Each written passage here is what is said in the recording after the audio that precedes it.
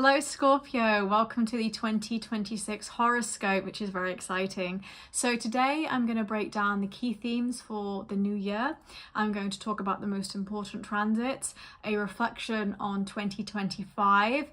I'm also going to talk about the change of nodes as well, a little bit of a ranking of the months, and I'm also going to briefly break down the months because there are some important transits that are a little bit more thematic for you this year, including a Venus and Mercury retrograde in your sign.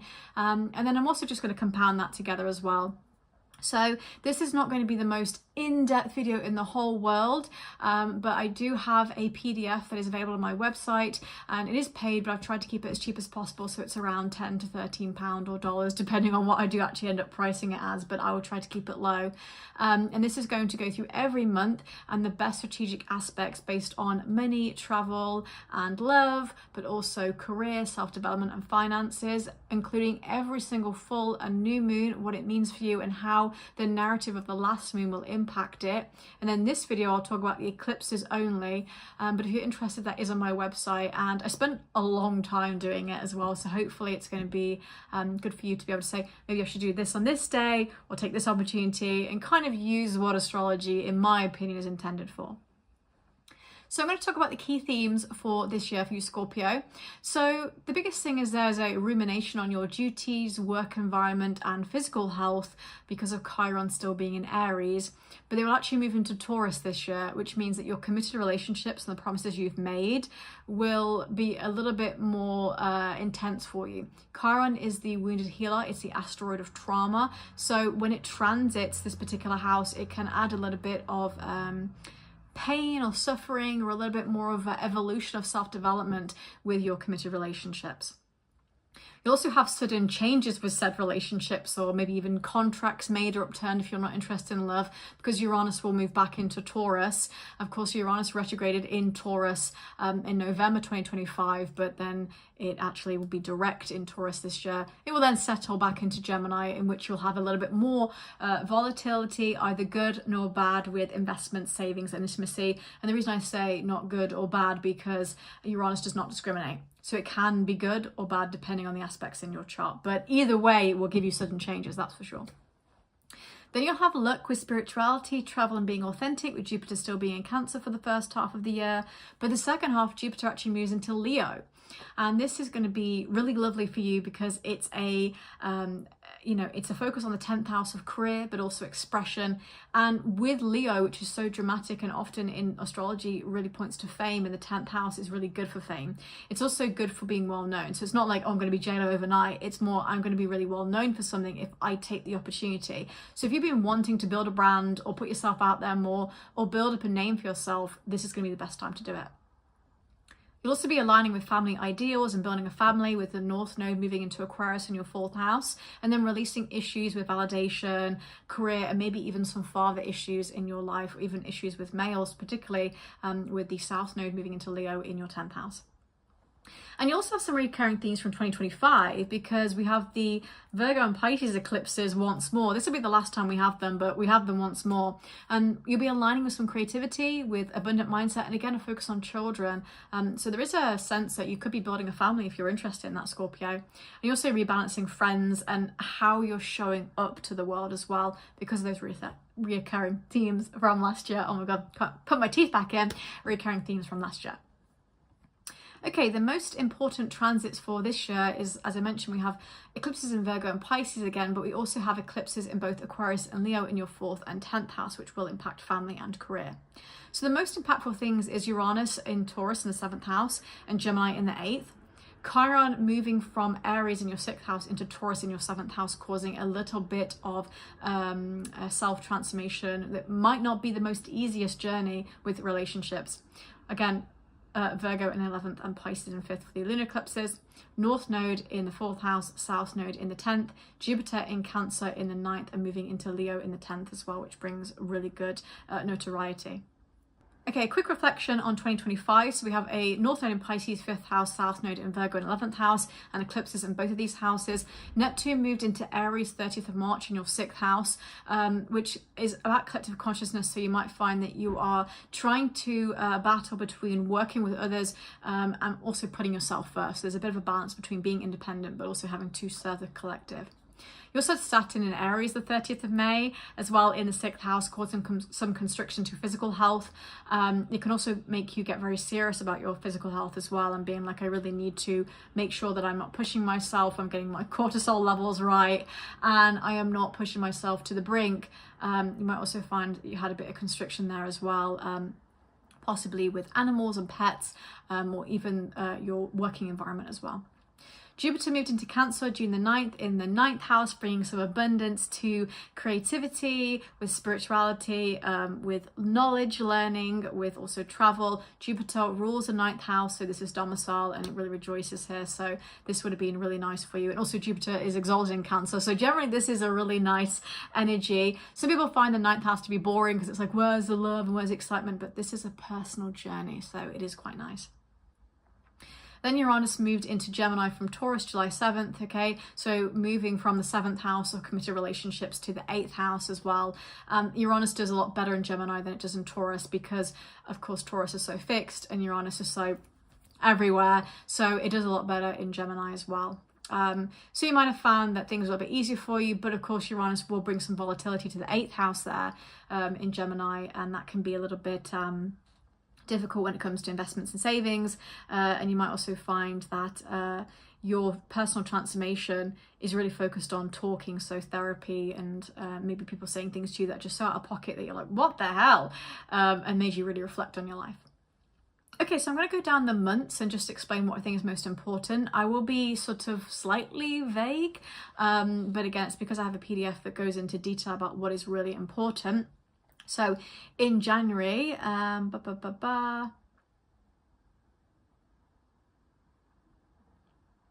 than Chiron going direct in Aries and Neptune in Aries in the 6th house, I would not say anything is super important for you on this particular month. February, full moon in Leo, February the 1st, a 10th house as a fixed sign. This will impact you anything from 10 to 19 degrees, releasing something in the 10th house related to career, expression, and maybe validation, of course, especially in Leo. Uranus moving direct in Taurus is important, February the 4th in the 7th house. Again, going to bring some volatility to committed relationships as well. Mercury and Venus moving into Pisces, 5th house. This is going to bring a lot of dreaminess to creativity because Pisces is very creative and also really good for dating. Mercury is debilitated in Pisces, so it's not the best time to, profess your love. But Venus is actually exalted in Pisces, so it's like, one's good, one's bad. So it's better to write things down, or if you can, sort of show it action-wise rather than actually say it as well. More like poems, if you could write things down as well. Saturn enters Aries February the 14th in your 6th house as well. Like I said, bringing some constriction to maybe physical health. Solar eclipse, new moon in Aquarius, which I'll talk about when I talk about the eclipses, February 17th in the 4th house as a fixed sign will impact you. Venus and Pisces conjunct North Node in Pisces February 18th in the 5th house is incredibly fated. This is, if you're interested in starting a family, this is the time to conceive a child and have a beautiful time doing so. I don't do fertility readings, but this is generally good because it's very fated and it feels like it's meant to be. Also good for dating as well, like coming across somebody and then being like, oh, I kind of like you. And Sun moving into Pisces the same day as well, which is also very beautiful. There will be a Mercury retrograde in Pisces February 26th in that 5th house. So again, because Mercury is debilitated in Pisces and there's a retrograde, not the best time to get your words out with dating. It's better to write it down if you can.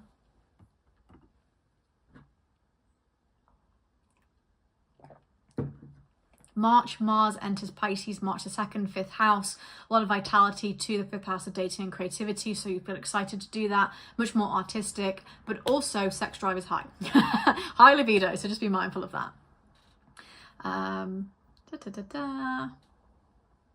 Mars and Pisces conjunct North Node in Pisces in the 5th house, again a bit more fated, but there's more action and force with it. really nice creative energy for you, Scorpio, here. And I think a lot of Scorpios that I do meet are quite good with like musicians, and they're quite creative and a little bit more mystical. New moon in Pisces, March 19th and 5th house as well, which is great for like manifestation with that as well. And again, a really good time to manifest family as well, if that's what you're interested in. Venus in Taurus also shortly moves into 7th house, March 30th, for committed relationships, which again is brilliant. Of course, Venus in Taurus is domicile, so this is really harmonious and very beautiful for love. In April, I'd say the only thing that is quite notable here is both Venus and Uranus moving into Gemini in your 8th house. Venus and Gemini would be a bit more spicy, very chatty, there's something in the air, a bit of date talk here, but also Uranus and Gemini there, which can be really good depending on what it's aspecting.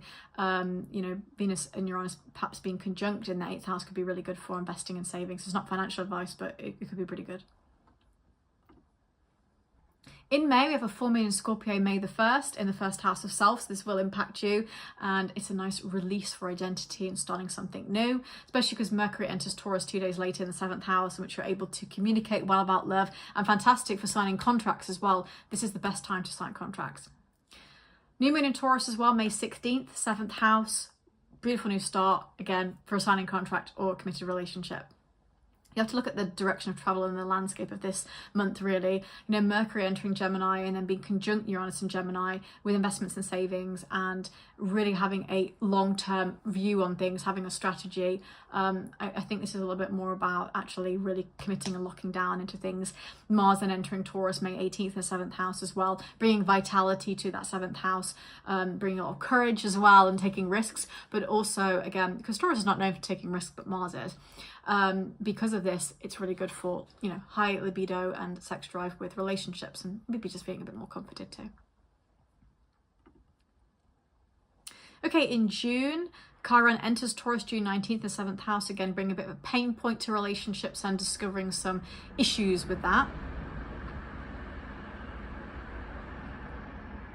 And as I mentioned, Jupiter entering Leo, June the 30th in the 10th house as well. And I wouldn't really say July to me has anything majorly of note. August, Chiron retrograde in Taurus, August 3rd, 7th house, really like writing down or reflecting on the issues with relationships and what you've committed to, especially if you're someone who leans a little bit more on the avoidance side. Mercury enters Leo in the 10th house, which is really good for career and focusing on expressing yourself, especially because it's very dramatic as well, and really loyal. And again, there's a new moon in Leo solar eclipse, which I'll talk about later, and a full moon in the 5th house too. September is where, you know, this narrative for you, Scorpio, really begins, because this bit makes you a bit more of a main character. So Venus enters Scorpio September 10th in your 1st house of self, which of course is brilliant because Venus will make you very magnetic and attractive, and you have an opportunity there. But there is an issue because this will then retrograde the next month. So enjoy this month while you can, with Venus being in your sign. You also do have Uranus retrograding in Gemini in that 8th house, but put that aside and let's move on to Mercury moving into Scorpio September 30th in the 1st house, which is a little bit more detective energy. And the reason why I always say this is difficult when there's a retrograde right after, which we had in 2025 as well actually, is that secrets come to light. You know, there's something where you have to find it out. You're like, oh my God, there's a skeleton in the closet. And with October, there's a Venus retrograde in Scorpio in the 1st house and a Mercury retrograde. So this is going to make it a little bit more difficult to focus on your assets and what you own, how you feel about yourself. You could really be scrutinizing your appearance, feeling like you should be more sexy, you should be more, you should be just more basically. And the Mercury retrograde in Scorpio is going to have you try to investigate things or feel like there's a lot of insecurity there. So that can be super difficult with relationships, but also how you feel about yourself and your goals. So just be mindful that September and October are going to be a bit of a pain point when it comes to trying to communicate things properly, having exes return, having feelings about yourself be all up in the air, and it almost feeling a little bit like I'm having the super saiyan release energy, right? Again, October's already very spooky because of Halloween, and then these retrogrades together. Yeah, it's a bit dodgy. We also have a full moon in Taurus, October 26th in the 7th house, in which you are releasing something through a relationship. So you might find something out and then be like, this, like, I got to get this out, right? Or I just can't commit to this thing. I got to change up my plans, you know, especially with Uranus doing its thing. I got to change up my plans. So just be mindful, October is a little bit of a roller coaster.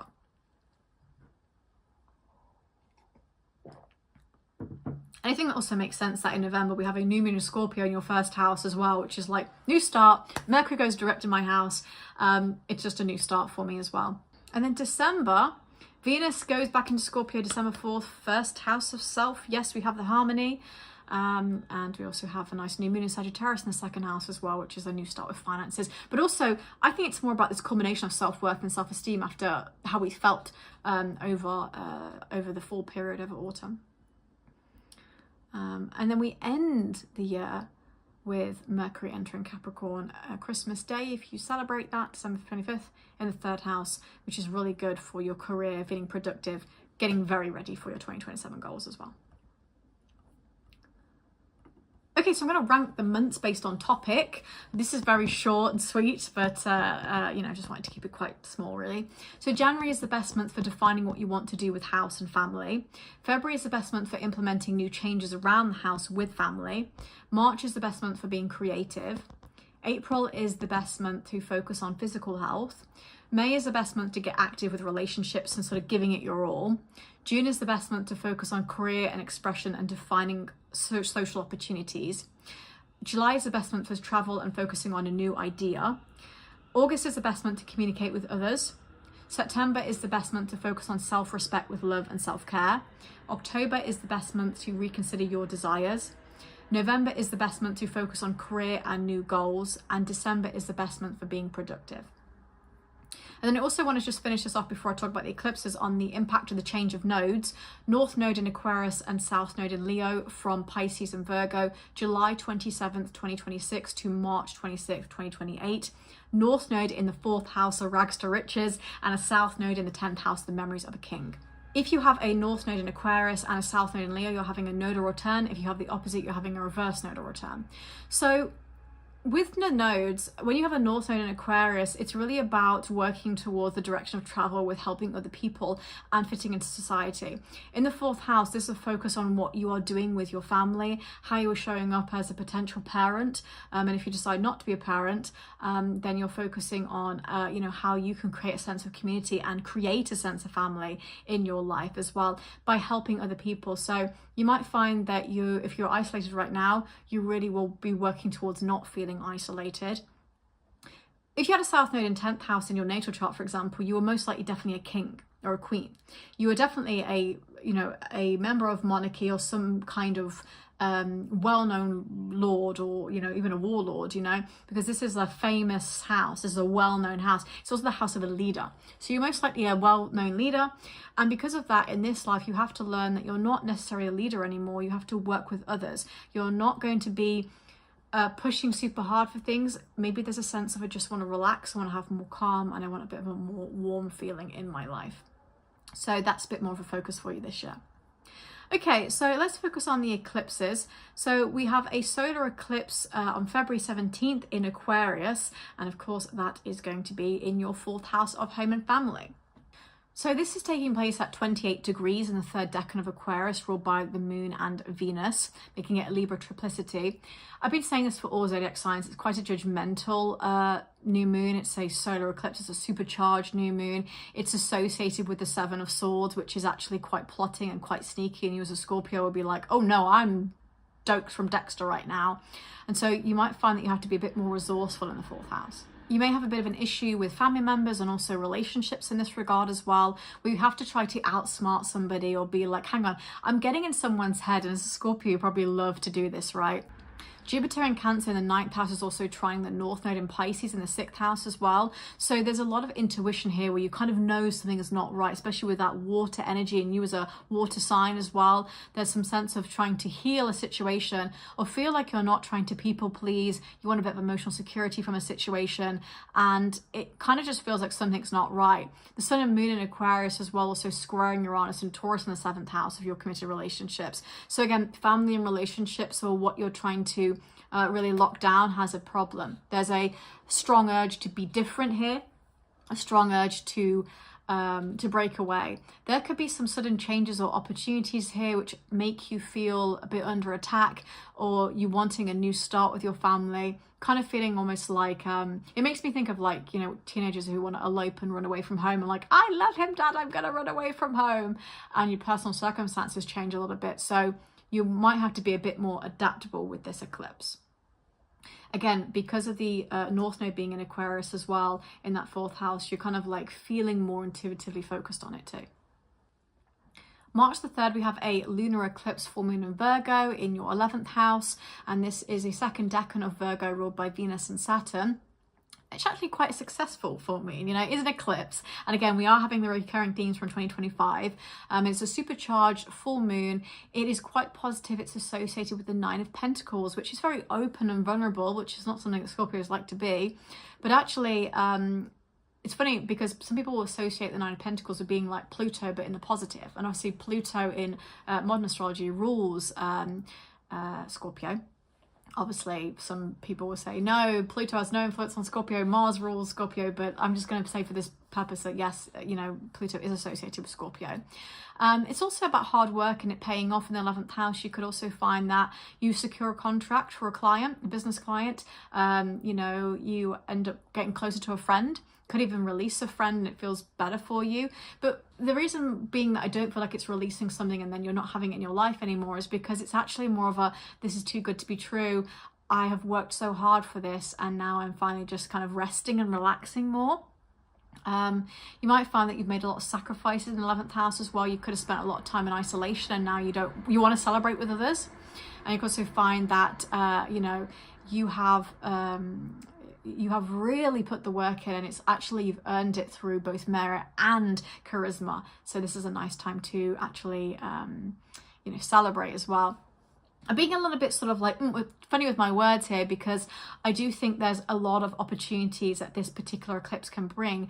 Sun and Mercury in Pisces in the 5th house, trining Jupiter in Cancer in the 9th house, again, that kind of water energy, which there's a lot of emotional abundance here to, you know, creative pursuits and joy, but also feeling like I'm spiritually happy about this. So this is not the most logical thing in the world. It's actually like, I feel good. Even though Virgo is very logical, you have a lot of spiritual insight with this full moon as well. Jupiter in Cancer in the 9th house, also sextiling the moon in Virgo in the 11th house as well. So again, a really good time to reflect on the knowledge that you've learned and generally just reflect all around and have this kind of like solid foundation that you can now build upon because of working so hard. Then August 12th, we have a total stellar eclipse new moon in Leo in the 10th house, and that is actually taking place at 20 degrees, which is the 3rd decan of Leo. This is very competitive. Oh my God, you could be fighting for a job in this house or having some kind of rivalry with a father figure or some kind of like authority figure where it's like, Jesus Christ, I'm getting very defensive. I feel under attack. I'm fighting. I'm having to really stand up for myself and say, you're not taking advantage of me. You could find that you have a bit of a clash with a boss here, or you're trying to fight for a particular promotional position. You could also find that you have a bit of an argument with a father figure as well, or you are having to reassert yourself as a parent, if you are one, to children, and finding that your personality has to be very strong and very confident in this approach. If you can see, we have a grand air trine, a Pluto in Aquarius trining Uranus in Gemini, trining Venus in Libra, going back. And there's actually, it's a kite. There's 2 kite formations here, one on its side and the other reversed, but it is a grand air trine. And this is going to be a little bit difficult as well because Mercury is going to be in Leo, which takes everything personally, takes everything to heart. Mercury, of course, you know, about our communication, and Leo, which actually rules the 5th house, it rules the heart. Jupiter being in Leo, which expands that Mercury energy within a 4-degree orb. And then, of course, the moon and sun being in Leo too. And Mars being in Cancer, which is very crybaby. It's very, I'm going to cry and scream at the same time. And also, you know, there's just a bit of difficulty there with your sense of harmony. You're trying to hold your own. It just feels a bit like blah. Even kite formations generally are very transformative. But when you have an eclipse, a supercharged new moon in Leo, which is so dramatic in the 10th house, if I want to be well known, I want to, you know, Leo actually quite good in the 10th house. Yeah, you're going to have to really be confident and assert yourself on this particular eclipse. Then August 28th, we have a partial lunar eclipse, full moon in Pisces in the 5th house, taking place at 4 degrees. This is the 1st decan of Pisces, which is very creative actually. which is very good for the 5th house, of course, of creativity, but it's also very disappointing. So you might actually have a breakup during this time with the 8 of Cups energy, which is that you're walking away from something you thought would work out. You're having to leave a creative project or something that you've put a lot of work into, or maybe you might have a bit of disappointment when it comes to family. You might feel like you need to withdraw and you need to listen to yourself, but it's not going to be the worst thing in the world. It's very intense. It's not very superficial. Listen to yourself. Be kind to yourself. A full moon in Pisces is always very serious and always very intense. And of course, this is a energy from last year as well. So this is a final wrap up of the Pisces Virgo eclipses. And in the 5th house, you're just really saying, okay, everything is not a Disney film. You know, this ain't no disco, basically. I'm having to walk away, but because I'm walking away, I'm focusing more on what will actually work for me in the future as well. But please don't ignore how transformational this will be. Venus in Libra, also opposite Saturn in Aries as well. So there's going to be that constriction of your desires with having to get quite serious and saying, I thought this was going to work out, but it's not. So I'm not very delusional. Overall, Scorpio, I think you're going to have quite an interesting year with a real mix of your relationships and commitments being tested, but also some really nice energy with Jupiter moving into Leo, which brings some sense of notoriety to what you're doing if you want to be well known, and also really good for career, and also being a bit more creative too as well. Great for building a personal brand or even working with a brand. The Mercury and Venus retrograde towards the end of the year is going to be quite impactful for you, and probably get you to reassess your appearance and how you feel about yourself and your own authenticity and sensuality. But I think after that, it's like, okay, I'm really gearing up for the next year. I've been saying for a lot of zodiacs, this is almost like the cocoon period where we're readdressing and reassessing things from 2025 until we finally be like, yes, I'm going to go into it. And I've always been a little bit touchy about 2026, especially April, because of the strong Aries energy that it scares me a little bit. And that's not to say that anything is going to be super bad, but the point is that 2026 is not like going to be the most abundant year in the world. 2026 is not going to be the most abundant year, you know, ever, but it has some really nice opportunities, and we also have to remember that astrology gives us opportunities. It is not a puppet string where it's like, you have to reach this and you can't do anything else. That is why I study astrology for strategic advantage, which is something I have a PhD in, hence why I'm doing the strategic aspects PDF that I'm selling, because I'm like, okay, what I look at and see, and how can it give me the strategy here? And because strategy is the long-term value of something, but it's also the aim of long-term value, but it is also a series of very thoughtful decisions as well. So this is why we kind of study this. So this was just a very quick overview of the year. You know, I implore you to look at your birth chart, do a bit more research, see what's going to impact you, maybe take it month by month, maybe even take it week by week and day by day if that's what you need to do. And I don't really like to say that months are going to be better than others, or that years are going to be better than others for zodiac signs. I think it's always mixed depending on what kind of person you are. Some people love chaos, some people hate it. It just depends. But overall, I don't think it's the worst thing in the world. Definitely a main character, that's all I say. I think you're definitely going to be a main character. So I hope you enjoyed that. If you did, maybe give it a like, and if you can comment down below, you know, what you're looking forward to in the year, what you're apprehensive about, excited about, maybe some goals you'd like to achieve, and maybe also give me a little star for doing this with no script. I don't do anything with scripts. It's all off the cuff. And I have a Mercury Sag as well, which is in detriment. So I'm working quite hard with it. But, you know, hopefully you enjoyed it. And I truly hope you have a fantastic 2026, and I'll see you soon. Bye.